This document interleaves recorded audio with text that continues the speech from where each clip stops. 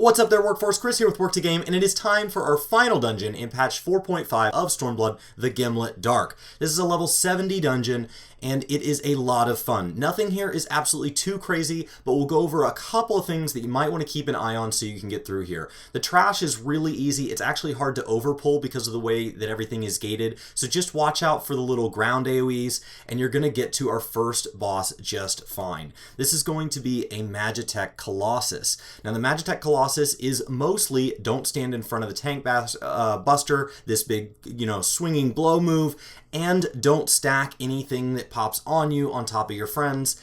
And you're going to get to our one unique ability to this boss that we've seen this sort of thing before, where he's going to have these pie slices that rotate around. Now, they can rotate clockwise or counterclockwise. Just pay attention to the arrows. They're different colors and they show which way they rotate. Stand in where the last pie shape is going to be and then move into where the first pie shape goes away. Don't stand in the big line AoEs, and watch out for when this pie-shaped rotation does it twice in a row a little later on in the encounter.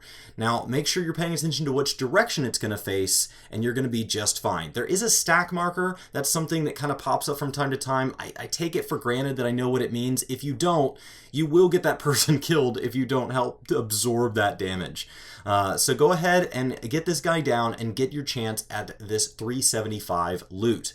There is a ton of loot in here, a ton of treasure chests. So along with getting, your new tombstones and things like that, you can go ahead and move through the trash. You're going to see that you start to pick up NPCs. This gives us a hint at how maybe the trust system could behave. There's some more AoEs to avoid, and we get to the Prometheus. This guy, basically stand in the middle here because he's going to cast Nitro Spin. For the remainder of the fight, Nitro Spin is just going to be a party-wide damage move, but at the beginning, it's going to light the edge of the arena on fire. Now, he's going to have two real damage moves that cover the field. One is Oil Shower, which leaves all but the pie shape where the tank stands dangerous, and the other is going to be Needle Gun, and it's going to invert that. Now, he's going to bury himself in the ground here, and you want to check the walls around here and look for the glowing spot. That is where he's going to charge out of. If you stand in that, it will hurt. It will leave the ground on fire. If you stand in that fire, you will die.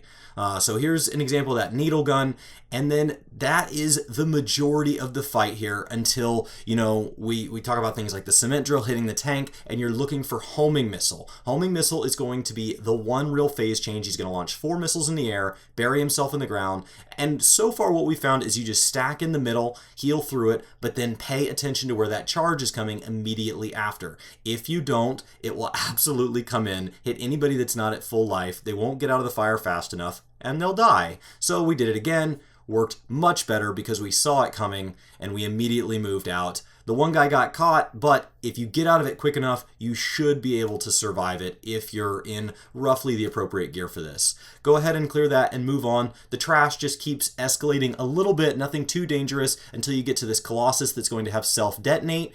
I don't want to spoil it, but I'm just telling you, don't worry about that. Don't panic. Just keep doing what you're doing. It'll work out fine. Now we get to the twins. There's a red twin and a blue twin.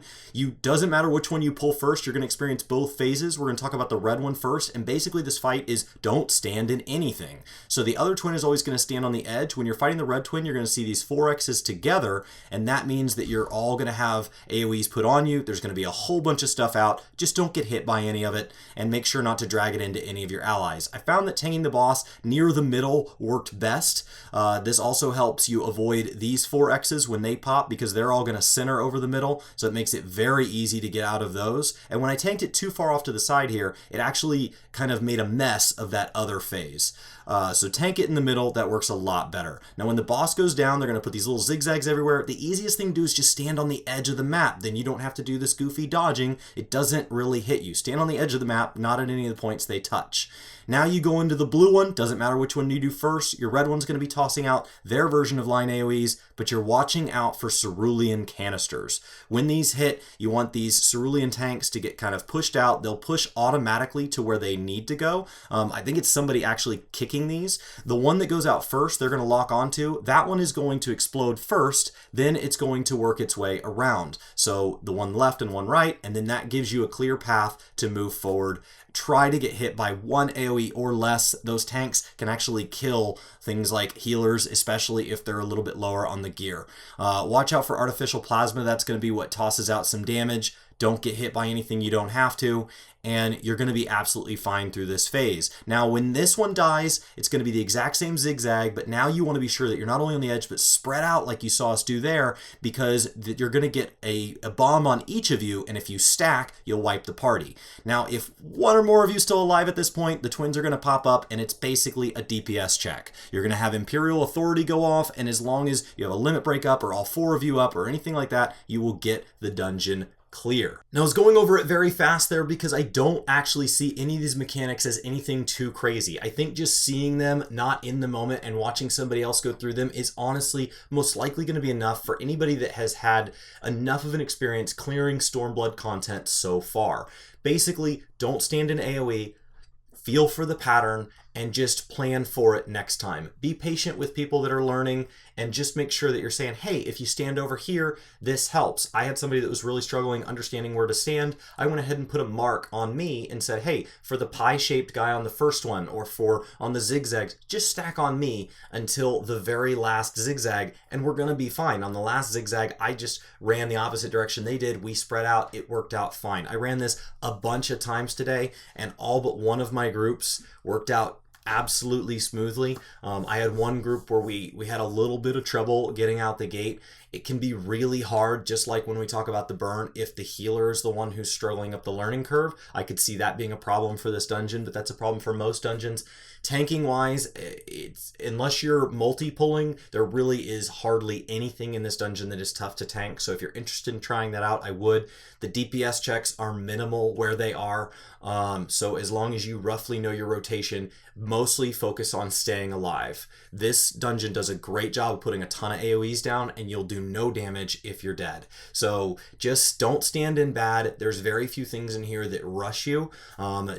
Just make sure that you don't die to easy things, and you'll get through this, and you'll get your chance at an absolute ridiculous amount of loot. I think in my first 3 runs, I got like 6 or 7 pieces of stuff. 2 or 3 of them were fending, so I got to roll neat on that, and they were actually upgrades for my warrior who didn't get any 4.4 gear. So I'm really happy with the dungeon. It is absolutely stunning, and I hope you guys have a blast. I tried to keep most of the cutscenes out and not talk too much about any spoilers, so I hope you enjoy some of the story. I hope there's a few little Easter eggs in there that you can enjoy, but this should be the core information you need to get this dungeon clear and move on to the raid and everything else that you can enjoy with patch 4.5 as we prepare to move into Shadowbringers. This has been Chris with Work to Game. I hope you guys have a fantastic day, and I'll talk to you next time.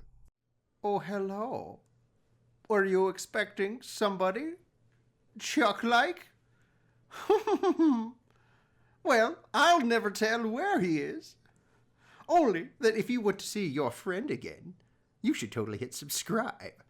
And maybe even a thumbs up. Thumbs down don't make me happy. And when I'm not happy, something happens to Chuck.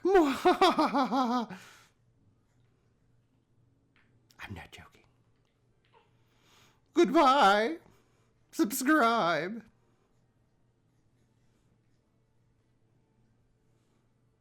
I'm still here. I'm not going anywhere.